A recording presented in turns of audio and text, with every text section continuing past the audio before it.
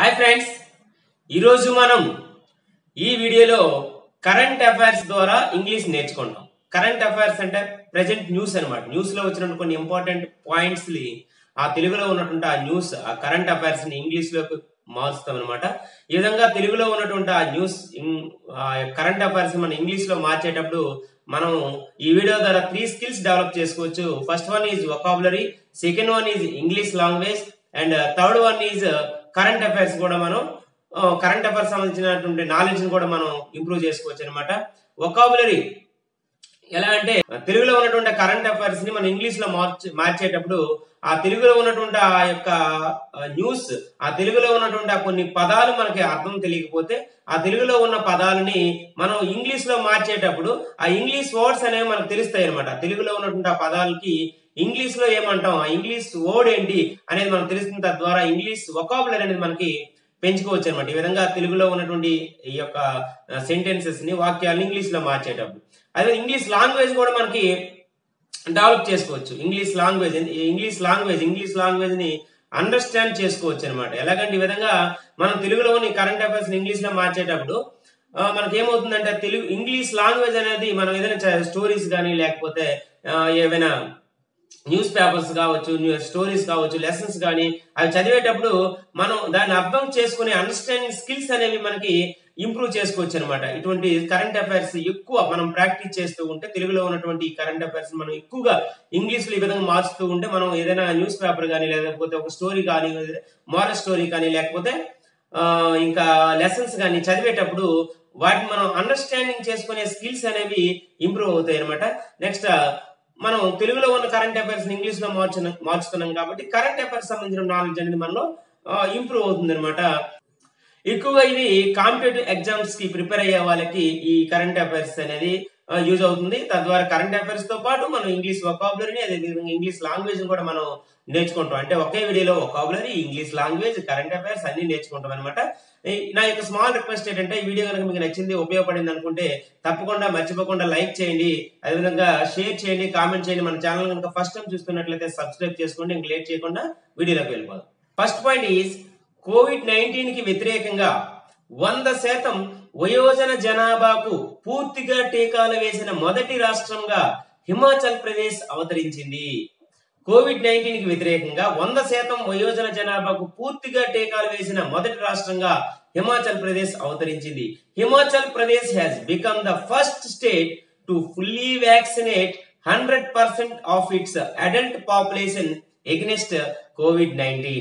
Himachal Pradesh has become the first state to fully vaccinate 100% of its adult population against COVID-19.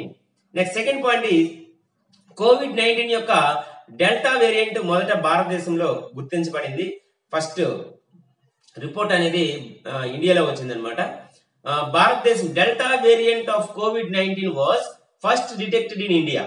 Delta variant of COVID-19 was first detected in India. Next, COVID-19 యొక్క Omicron variant ను మొదట దక్షిణ ఆఫ్రికాలో గుర్తించబడింది అనమాట. COVID-19 యొక్క Omicron variant మొదట దక్షిణ ఆఫ్రికాలో గుర్తించబడింది. Omicron variant of COVID-19 was first detected in south Africa. Omicron variant of COVID-19 was first detected in south Africa. Next point is Hyderabad చెందిన గట్టిపల్లి శివపాల్ దేశంలోనే డ్రైవింగ్ లైసెన్స్ పొందిన తొలి మరగుజ్జుగా నిలిచాడు. మరగుజ్జు అంటే పొట్టుగా ఉన్నవాళ్ళన్నమాట. పొట్టుగా ఉన్న వాళ్ళకి డ్రైవింగ్ లైసెన్స్ అనేది ఫస్ట్ టైం హైదరాబాద్ చెందినటువంటి గట్టిపల్లి శివపాల్ మన దేశంలోనే తొలి మరగుజ్జుగా నిలిచాడు అనమాట. ఇక్కడ హైదరాబాద్ కు చెందిన అనే ఈ యొక్క తెలుగు పదానికి ఒక న్యూ ఇంగ్లీష్ వర్డ్ అనేది హెయిల్స్ అంటాం. HAILS, హెయిల్స్ అంటే చెందిన. అదేవిధంగా ఈ యొక్క తెలుగు వాక్యంలో మరగుజ్జు అనే దానికి కూడా మనకు కొంచెం చాలా మంది తెలియపోవచ్చు. మరగుజ్జు అనే దానికి ఏమంటామంటే డ్వర్ఫ్. DWARF. డ్వర్ఫ్ మీన్స్ మరగుజ్జు, పొట్టుగా ఉన్న వాళ్ళని డ్వర్ఫ్ అంటాం అనమాట. ఈ విధంగా మనకు తెలియనటువంటి పదాలకి వొకాబులరీని పెంచుకోవచ్చు అనమాట. ఈ విధంగా ఇప్పుడు ఈ సెంటెన్స్ తెలియడం వల్ల హెయిల్స్ అంటే చెందిన, డ్వర్ఫ్ అంటే మరగుజ్జు అనే పదాలు తెలిసే కదా మనకి. Gattipalli Shivpal who hails from Hyderabad, Hyderabad కు చెందిన వ్యక్తి అని, has become the first dwarf in the country to obtain a driving license.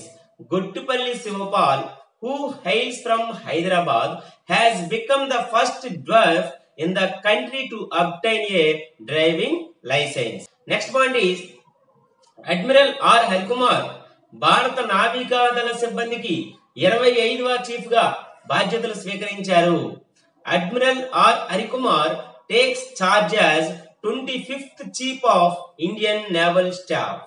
Admiral R Harikumar takes charge as 25th chief of Indian naval staff.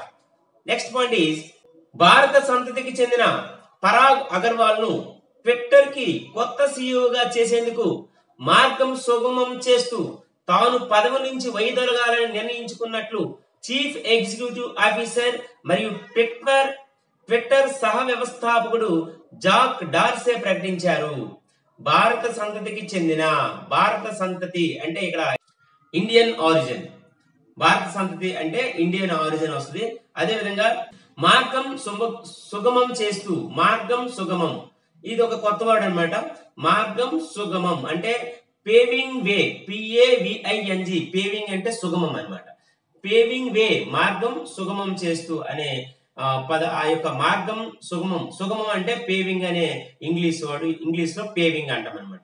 The chief executive officer and co-founder of Twitter Jack Dorsey announced that he decided to step down from the position, paving way for the Indian origin Parag Agarwal to be the new CEO of Twitter.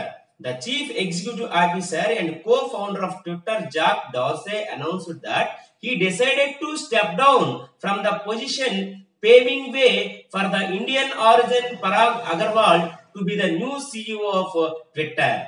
ఇంకో point చూద్దాం. శాస్త్రవేత్తలు తమ స్వంతంగా పునరుత్పత్తి చేయగల ప్రపంచంలోనే మొట్టమొదటి సజీవ రోబోట్లను సృష్టించారు. వాటిని జెనోబోట్స్ అంటాం, జెనోబోట్స్ అంటారు అన్నమాట. Scientists create world's first living robots that can reproduce on their own. They are called xenobots. Scientists create world's first living robots that can reproduce on their own. They are called Genobots. Next point is IIT Madras విద్యార్థులు septic ట్యాంకులు మరియు మురుగు కాలువలను శుభ్రం చేయడానికి robot ను అభివృద్ధి చేశారు.